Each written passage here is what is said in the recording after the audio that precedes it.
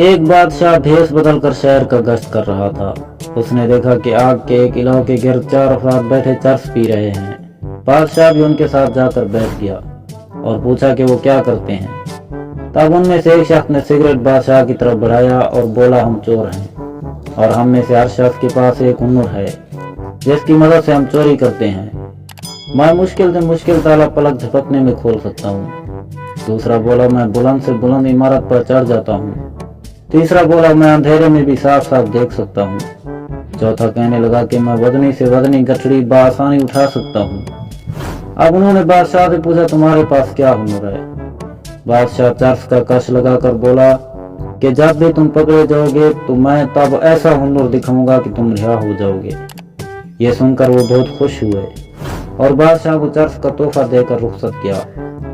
ایک بار وہ چور پکڑے گئے اور دربار میں پیش کیے گئے۔ وہ بادشاہ کو اور بادشاہ انہیں پہچان گیا اور بولا، کیا کہو گے؟ وہ تھر تھر کانپتے ہوئے بولے، حضور ہم آپ کے ہنر کے منتظر ہیں۔ بادشاہ یہ سن کر ہنس پڑا اور بولا کہ میں تمہارے گردے یعنی خالص چرس کا احسان مند ہوں۔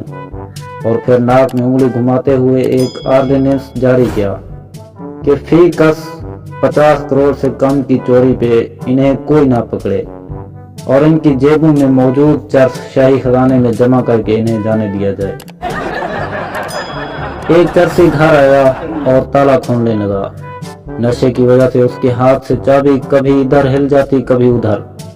پاس کھڑے شخص نے کہا، میں کھول دوں؟ چرسی، نہیں، تالا تو میں خود کھول لوں گا، تم بس مکان کو پکڑ کے رکھو، بہت ہل رہا ہے۔